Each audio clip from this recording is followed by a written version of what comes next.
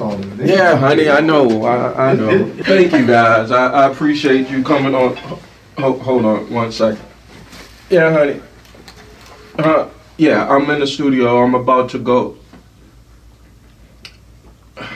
Damn, yeah, it was only 1 or 2 pictures, and it was just 'cause. 10, yeah. It was 10. You counted them.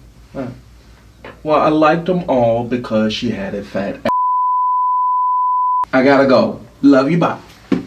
Taking no shorts. Coming right up.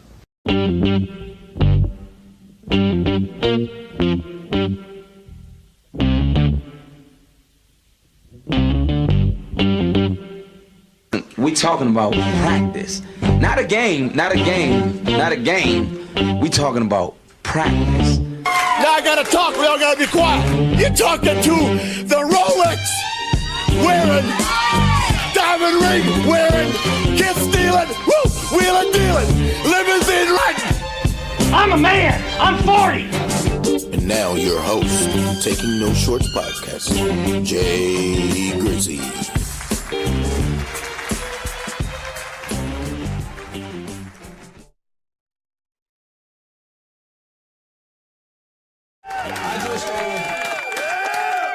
I'm just going to clap it up for myself, ladies and gentlemen, only because I have a get of an interview / podcast guest tonight.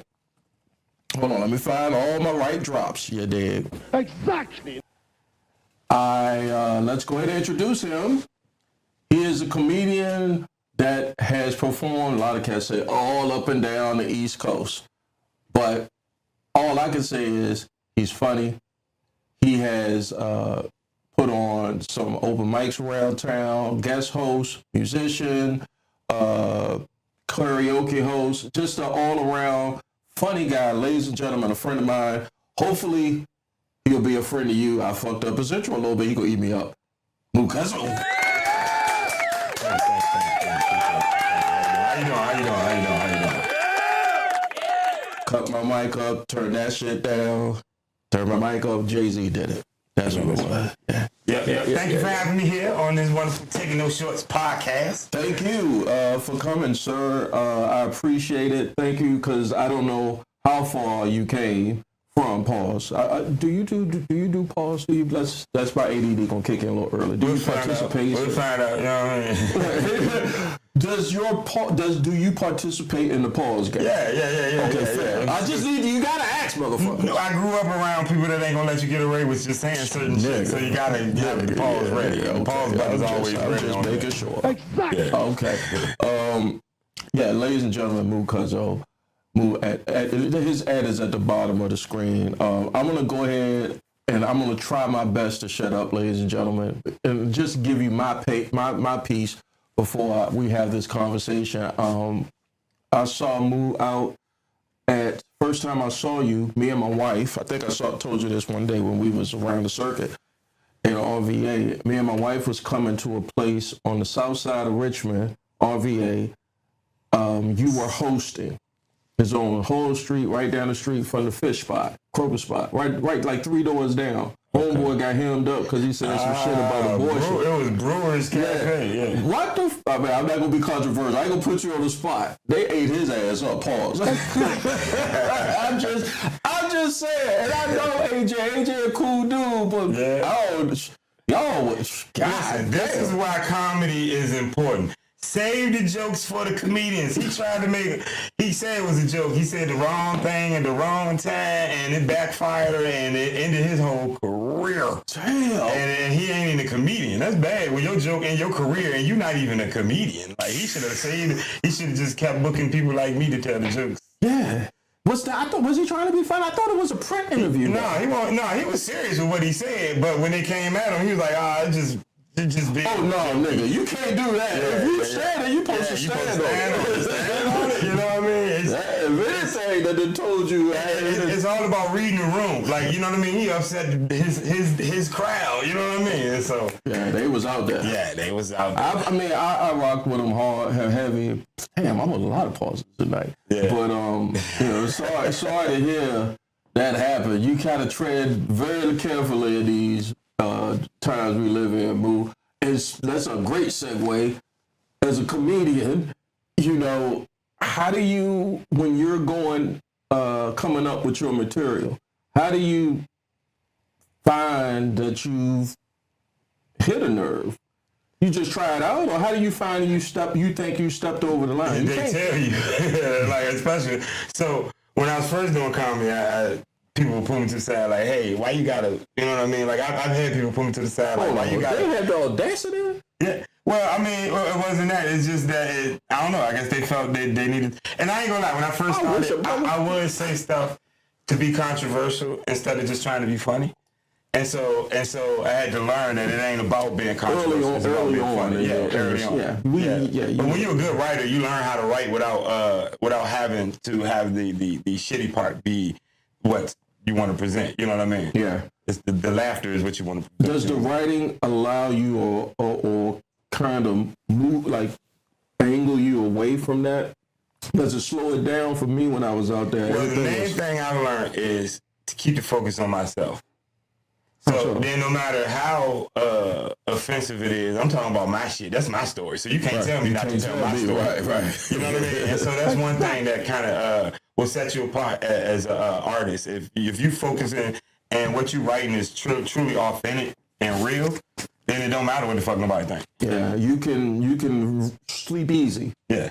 You know, I had one time back in the day, of course, they always taught me, or at least folks tried to say, Jay, you need to punch up, right? And I was like, nigga, I'm not punching down. That's just how I am. That's how I talk. Like, how'd you come up, man? Where you from? Tell the folks, where are you from, MuCuzzo? All right, Petersburg, Virginia, the Berg, 804, 20 minutes south of Richmond. And that's where I'm from. I was born in Richmond. I lived in PG County, Maryland. Got a lot of my style from the DMV. Shout out to Forest Park. FBC, the first hood I actually learned to not be gangster in, because them niggas was real gangsters out there, motherfuckers. They was real 9-year-old gangsters out there, bitch. Well, you said Forest Park. Forest Park. Is that in PG Forest County? Park. No, in PG County, Maryland, yep. Yeah, when you're in the county in D.C., it ain't really the county. Yeah, it's the outskirts. So it's like, so you get the outskirts, so the people from D.C. kind of spread out, and then you got the baby mamas that married a nigga with job shit, so they living in the county. So they got a little money, but still hood as fuck. You know what I mean? This shit's wild. Like, shit is crazy. Yeah. I went to a joint out in Largo. I said, we're in Largo. We should be good. My homie that was a transplant said, nah, nigga, bring your shit. Tuck your shit, nigga. I said, in PG County? He said, you country bunkin'. You better know better. And that's not a disparagement.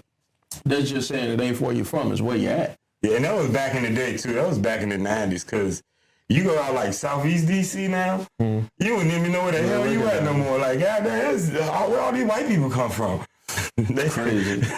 They done gentrified the hell out of that area. I helped my aunt back in the mid-90s move from Temple Hills.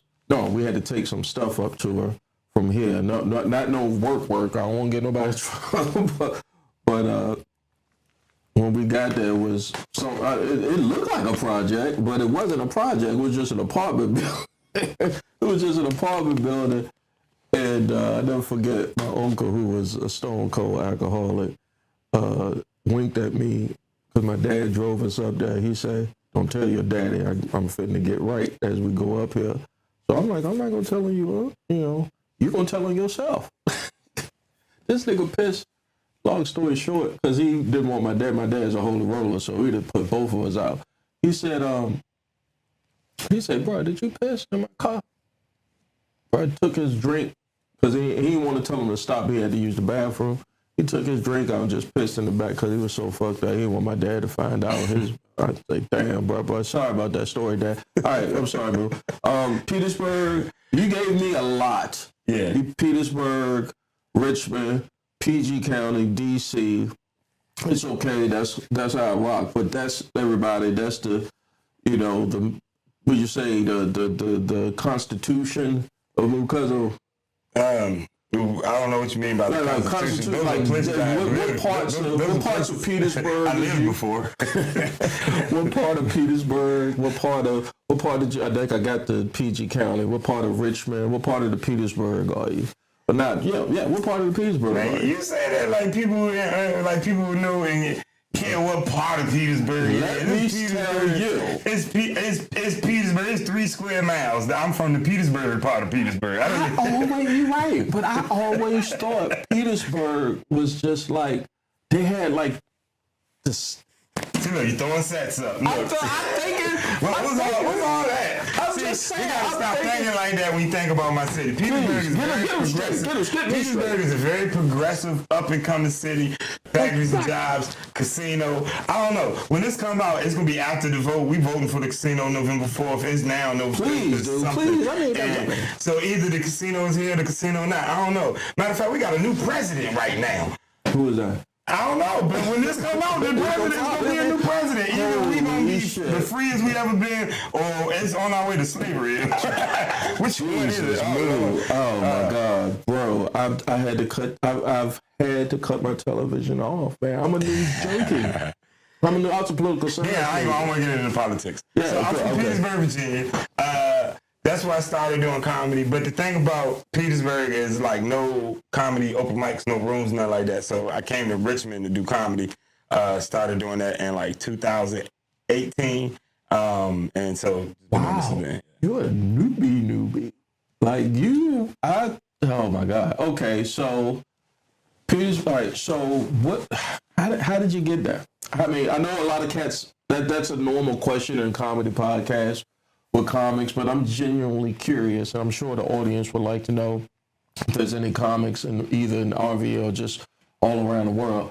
How'd you get there? How'd you say that first microphone you said I'm going to do? How'd you get there?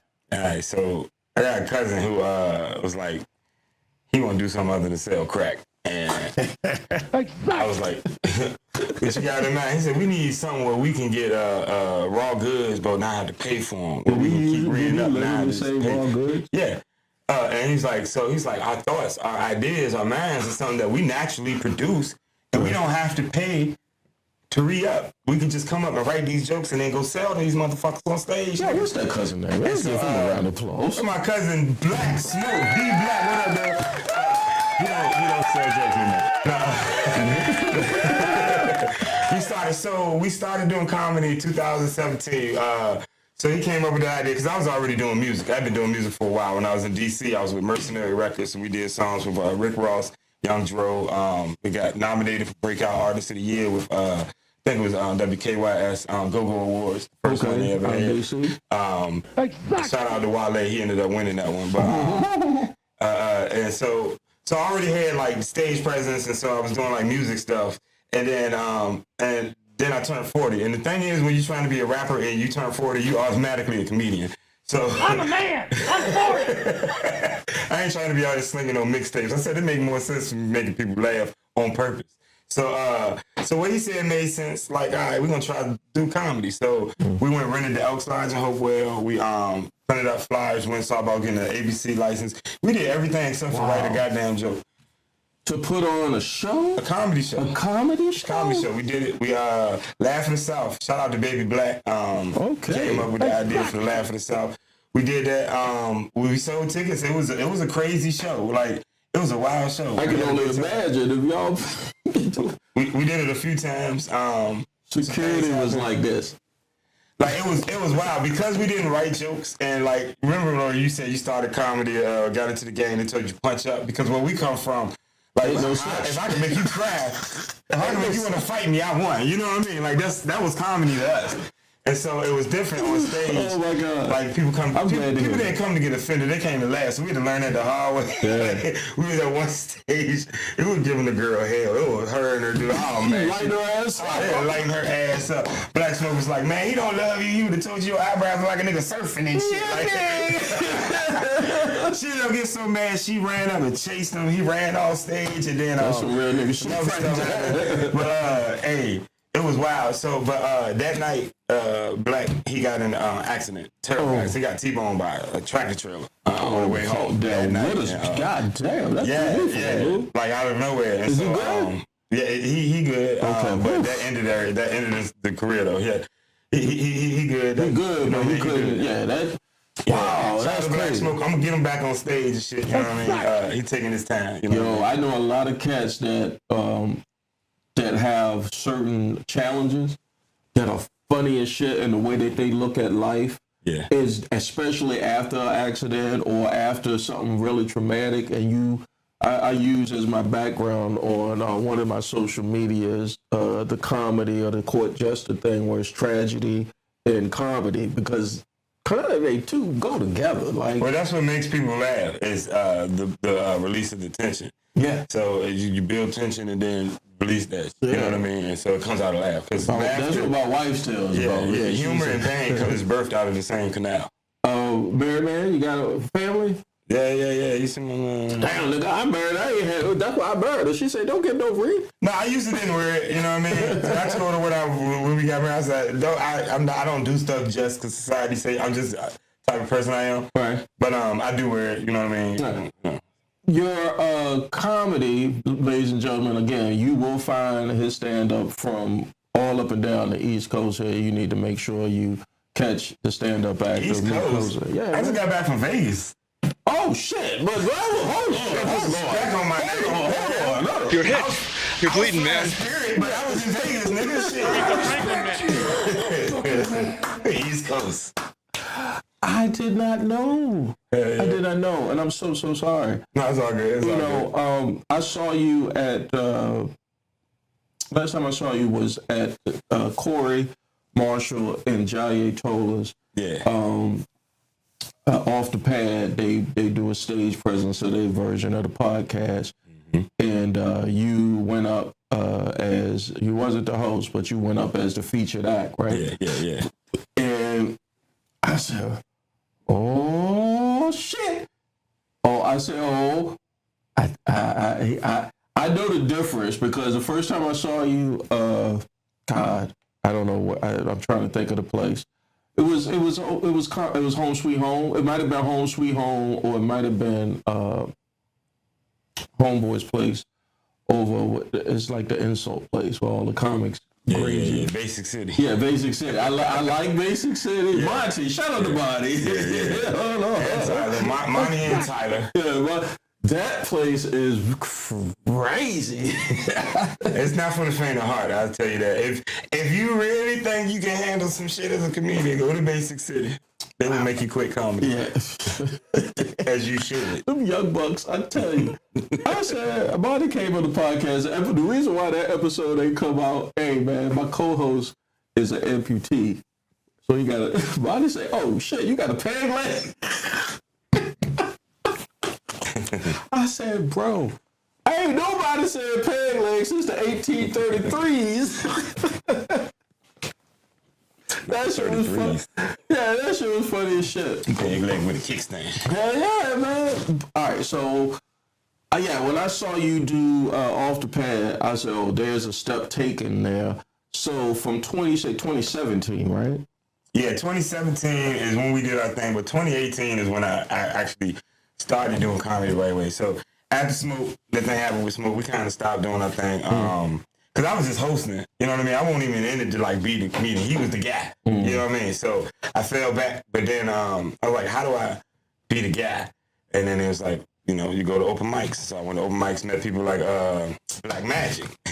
And so they said you got to go in. Lynn Payne, shout out Lynn Payne. He don't be out and around no more, but shout out to him. Lynn Payne, I had a spot there on Curry 100. Yeah. And so that's when it came. And so it's like you got to go to open mics and work on jokes. And so then I started going to the open mics and working on jokes and kept going. So that for the first 2 years, I probably went to between 5 to 10 open mics a week for the whole first 2 years. And so that's kind of, when you see that development, that's what that was. You know what I mean? Oh, I don't even know if I have a drop for that. Oh, I do have a drop for that one. Damn, bro. You must ain't got no job. Shit. God, that's a lot of time. Yeah. 5 to 10. Yeah, between 5 to 10, because, you know, you get 2 a night sometimes and 3 a night sometimes. And that got you, but I see what you're saying. That's the difference. That's the difference, ladies and gentlemen, comics that have the ability to dedicate to their craft like that. You got to get every piece of stage time you can. I've driven 3 hours to do 4 minutes. You know what I mean? Yeah.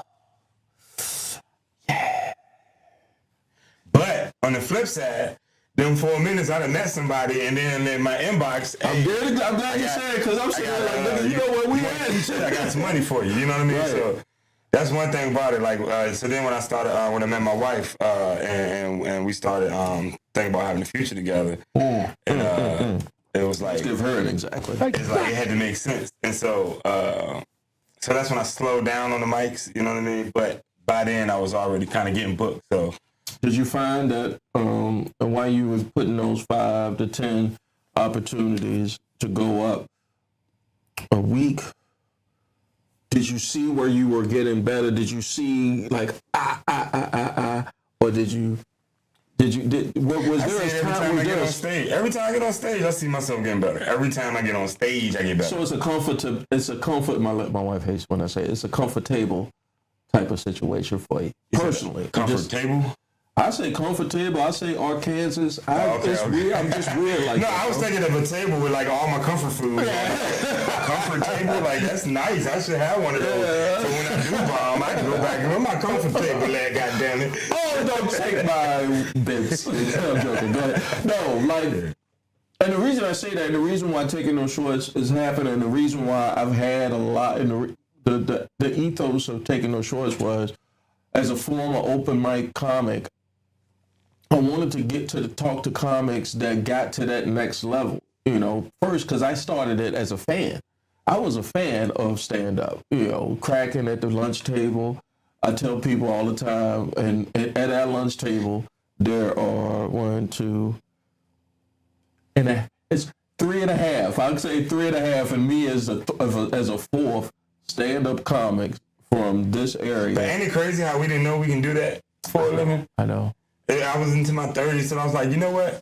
What the fuck was I doing? You know what I mean? I can do this shit. I did try it when I was 6. I was 6. The first time I tried stand-up. I was 6 years old. My mother was having company. Her friends came over. I was supposed to be in bed.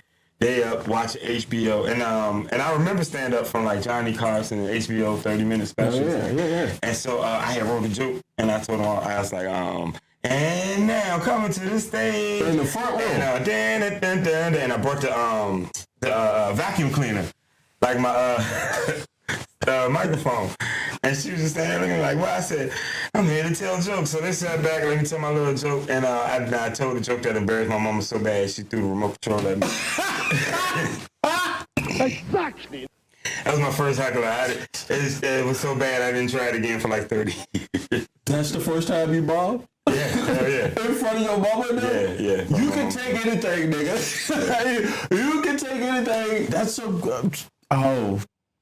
First time when you said that, I was thinking about, I forgot which Eddie Murphy special, where he said where he went in front of the TV and he... Yeah.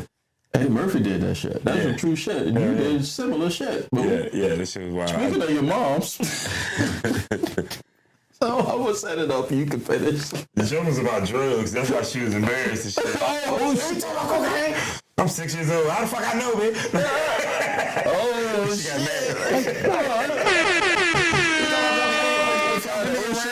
The hell's wrong with you? Go to bed. Certain shit, like when it happens in your home. I remember the first time I found like dope in my house, and it was that white, and I say, did your parents keep it 100 with you? No, they didn't. They was like, nigga, they did not. Yeah, you know, it was just, I felt guilty about it because I was going into. He was my uncle. My people's kept 100. Yeah. That cocaine, yeah, leave it the fuck alone. See, you gotta keep it real with the kids, man. If you lie to them, they just trying to go figure out the truth on themselves. You know what I mean? Shout out to parents to keep it 100 with their kids. I was sneaking though. How did they find out you were? How did they find? Oh, you told a joke. You was. So you Nah, so this is a different story when it was like, is this? And they're like, yeah, leave it the fuck alone. But nah, the joke, I don't know why I thought I was 6. The joke was, a man went to the doctor. The man went to the doctor and said, I need some drugs. And the doctor said, okay, for your mouth or for your nose? That was the joke. For 6 years old, it's not that fucking bad, okay? It's not. I might have seen it on the movie. Somebody take some drugs to their nose, and I knew it was wrong, and so I made it. But I knew how to flip. You know what I mean? Yeah, that's called talent. Goddamn it! Because I looked in that shit and was like, let me see. Oh, oh Lord. He said, oh Lord. It didn't do anything. It did not do anything to me. Thank God. Yeah. Thank God. I was like 10 or 11. You know. I mean, maybe it might. What'd you say? I hear you. My bike's not that good. Yeah. He might have stepped up. That shit was stepped on so much. That was the filler. Yeah. Thank God. Thank you, Unc. But that's when I knew. I was like, oh shit, they getting money out here. When I started seeing them big wide body Audis and Porsches coming up and down Idlewood. But then on the same flip side of the game, I walked up on my uncle when they called, they run down the street. People in the neighborhood and say, y'all need to come up. I was 17, my senior year in high school, and just a neighbor running, sleep in the middle of the night, say maybe 1, 2 in the morning as a high school student, and they just banging on the door like the police, and they say, Keith got shot, y'all need to come up to Idlewood. Everybody, all women, no men in the house, they all locked up. I'm the oldest. And my mom, I don't know why, but she got everybody up, the whole house. And it's like a 2-bedroom flat in the West End that they now selling for about $1.5 million. But back in the day, it was rat and roach infested. And I got up on Idlewood in my pajamas and a little coat, middle of January 1990, and my uncle out there leaking. And I seen him put the sheet or the rubber bed over him, right? So as much as you think you getting that paper, you got up out there. Yeah. and that's one thing. I'm glad that we as a society and. So we ain't talking about the Diddy shit, and I ain't bringing it up to be funny. Bro, I told you, it's taking no shorts. When we look at kind of what we doing with ourselves as black men, you know what I mean, and why, you know what I mean? Like, why, ladies and gentlemen? Like, I'm happy to see so many black men doing the right thing nowadays. I'm gonna say that. Amen. Exactly. I was doing every 4th Saturday. I do an open mic at Soul Rebel. In Petersburg, Virginia. Okay. This is the power of the black man right here. So black man Kofi, who runs Soul Rebel, he gave me that spot to do the open mic. Mm-hmm. So I decided to, because I got FunnyBone, December 5th, I'm headlining that. Exactly. I got some people almost plugged that later on at the show, but yes. Yeah, so that's what I'm getting into. So this is how the people got on the show. So every 4th Saturday, I do open mic in Petersburg, and I told Demetria, the girl who helps me run it, I want to do a contest. The best set get $50 and get to be on the FunnyBone. And on your show? Yeah. Oh wow. And so I had put it out there for everybody to join, and then every week the winner came through. It just happened to be a black dude, and so now it's a show. My wife was like, "You need women on the show." I'm like, "No, I need women to win the contest. The contest is open for women too, goddamn." And not saying that women can't win. It's just they ain't show up. I know a lot of shit talking black sisters comics out there. Yeah, I know a couple of them. One of them I told, "Listen, I guarantee you gonna get the money. I'll cash out the money now. And you come up here and kill it because I know you gonna win. You already had the money, but she be busy though. That's the one thing though about black women and women of color and white women for real. But women and female comedians are in high demand. Fucking high demand. If you funny and you a woman, I can get you booked right now. Inbox me, MU804. That's a real easy email. MU804. That's the ad. I was thinking the email. Yeah, that's the ad. But that's easy too because it's everywhere. Facebook, Instagram, Pornhub, Christian Mingle, Black People Meet. You on Pornhub? And I can say, look. The That's stupid. Why am I even on Christian Mingle? That's so dumb. But what was wrong with Christian Mingle? I'm married. So? So what I do? How long you been married? So you ain't been married long enough. 3 years. Oh yeah, you ain't got past the 7-year itch. All right, so the 7-year itch, I did this joke in the front of it. I hate to talk about how sucky of a comic I was. You know, I love cracking on myself. I can laugh at myself. It's cool. They know they don't be seeing you on fly. It's okay. It was so great. It was so liberating to accept how bad of a comic I was. I was just like, oh, that's just not my calling, right? You know what? I know 100 people that came into the game, whatever they do, through stand-up comedy, though. Oh, yeah. You know what I mean? I don't call my homeboy out now because he still think he's funny. Let him know. First, go ahead. Try this shit first. We be writing, we doing other stuff, and he got other stuff he doing. Glad I'm out through stand-up comedy. He's like, yeah, you know what, though? You know, the audience just don't be getting it yet. I'm like, yeah. You know what? They ain't even come here to laugh. What's his name? I ain't going. All right, brother. Brother, man, I'm telling you, as somebody that was you, coming up with those type of excuses to a real. Look, he is the plug when it comes to the comedy game. I used to tell him, man, you just a hater with that. He know he a hater. He know he a hater. He can't help it. He a white guy. Why is the first thing people do when they suck? They say you're a hater. Don't do that. No. That means you really do suck if the first thing you say you're a hater. Yeah. If you say you're a hater. No, I told him he a hater. Cause he'd be like, why such and such be getting booked? I'm like, why they be laughing at his jokes? Cause they funny. I tell look, this is where you need. I can't tell him. I learned in therapy. Don't tell a motherfucker what he should do, and don't tell a motherfucker what they need to do. Yeah, I just listen to people. In 2020, I didn't know the pandemic was coming, but I felt something was going on. I made a post January 2020. I am no longer correcting anybody. Amen. You right. Exactly. Amen. You right. You got it. You got it. Because there's a zombie apocalypse out this bitch. With this, if you got one of these and one of these keyboard computer, you can figure out the truth. Yeah. You can figure out that the truth is literally, you can Google everything from everything from the moon to Jesus. The truth about all of it is online.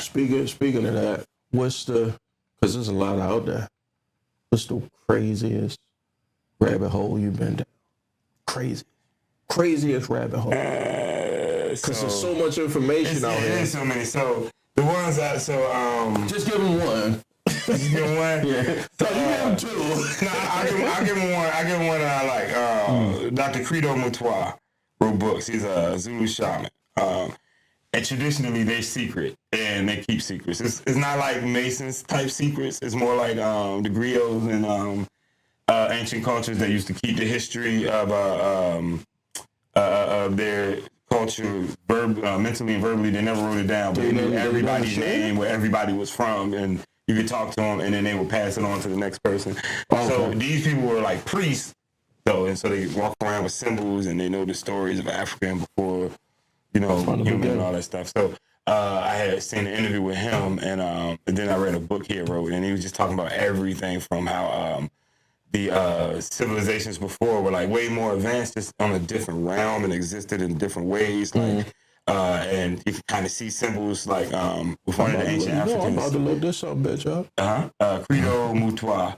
One of the ancient Africans symbols were stories where they had the it was a story about birds and how they made it into outer space with like the owl, and then there was eagle on the owl and the sparrow. But either way, they flew. The one bird flew all the way up and then fell, and then the other bird flew and fell, and then the other. And if you look at it, it was symbolic almost of how the jet engines work for rocket ships that go into space.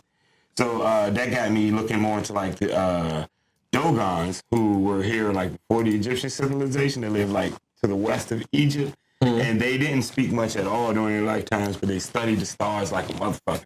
And so they unlocked quote-unquote secrets. Somehow from that society, I believe, is where Imhotep came from, who was the architect of civilization. Imhotep is an Egyptian or alleged Egyptian, because we're down Moo's rabbit hole here. I wanted this doctor's name again. Credo, C-R-E-D-O, Moutois, M-U, it's either M-U-T-W-A or M-T-W-A. Moutois. Yeah. Whoa. Let's see if we trust Wikipedia, ladies and gentlemen. Let's see if we trust that here at Taking No Shorts podcast. If I could ever get my life together, okay? Make it bigger, Jack. He also talks about like the reptilian people who lives in the mountains in Africa. It's almost on some old Wakanda type shit. If you First of all, let's just take a moment to understand that he said reptilian. Now, after I try to get Mr. Moutois' intro, because I'm trying to, I always say I'm with you till I'm not. So I'm open until I'm not. All right. Brother just died recently. What was that? Dr. Moutois, he died March 2020. At least that's what Wikipedia is saying. Mm-hmm. Zulu, known author, right there it got me, because I was a big mythologist. But I was on the blasphemous Greek mythology. Zulu folklore, extraterrestrial encounters. Holy shit. Yeah, they got stories about those. In his own personal encounters, his last work was a graphic novel called the Tree of Life trilogy, based on his writings of his most famous book, Indaba, My Children. In 2018, he was honored with I'm reading this, ladies and gentlemen, off of Wikipedia. In 2018, he was honored with the USIBA award presented by South African Department of Arts and Culture for his work in indigenous wisdom. Yeah, that indigenous wisdom is right there. It got me. Yeah.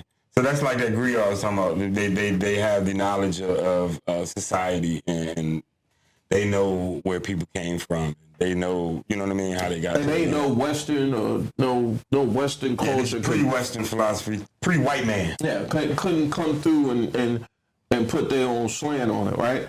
So you said reptilian, brother. You mean, is it now, when I hear, you got to be fair to the audience. When Jay Grizzy hears reptilian, I'm thinking a lizard or a snake. Let me ask you this. You think us humans are the only evolved creatures in the universe? I think every species, I have a 3-year-old Boston Terrier in the house, and I love you, Obi. But he's evolved. He evolved from something. From a wolf, he evolved from a wolf. Okay, well, what I mean is intelligent, like human. Human? I think we the food chain. We the top of the food chain. And you don't think there are any other planets with like maybe other humanoid type? I think there are other planets with sustainable life. I don't know if it is. I don't know if it's close to us or not. But I do suspect that it's just mathematically impossible for the intelligent life not to be out there. If it looked like a human, I don't know. Right. But it's just mathematically impossible. When I look up at the stars and all the technology is catching up now, I was like, ain't no way. And you know how I got to that? By people dying. What, technology? You said technology got to where it is? No, how I got to knowing that the galaxy or more life is out there is just people dying. Let me tell you something. It's so much out there that we don't know. So in the last, 50 to 100 years, all this technology came out, and they're going to act like it's because people smart, and it's not. Because these entities are giving certain groups of people technology so that they can stay in control. They don't give niggas those technologies because niggas don't have enough hate in their heart to do that shit, right? To do the bidding of them. So now that we're down this, because I asked her what the rabbit hole was, ladies and gentlemen.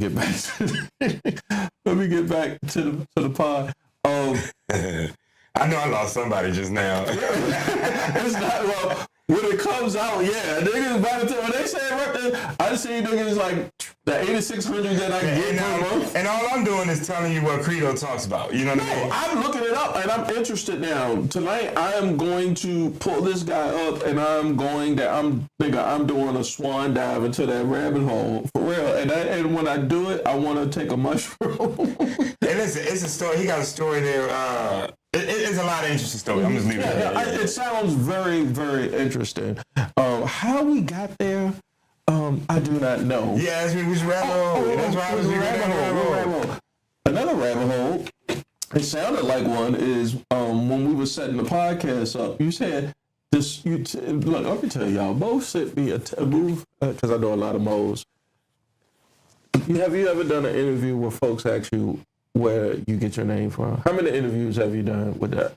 Before I ask you. I don't even remember. All right, so it's okay if I ask you. All right. Because I know that's the first thing I said. Well, when I interview him, when I have him on the pod, don't ask him about his name because everybody probably going to do that. Yeah, no, I mean, people have seen me do comedy, but I don't have the type of fan base yet where they're like, let's go and know some new stuff. Cool. Like, you put that 10, you put that 5 to 10. They don't really even know me yet, for real. Move. All right, How so the look, hell you get the Moo, name, bro? my real name is Kamau, Kamau, and in school, and I'm gonna tell you how I got that name. That's an interesting story. Ain't no two of y'all out here. But it's 7. Damn, he looked it up.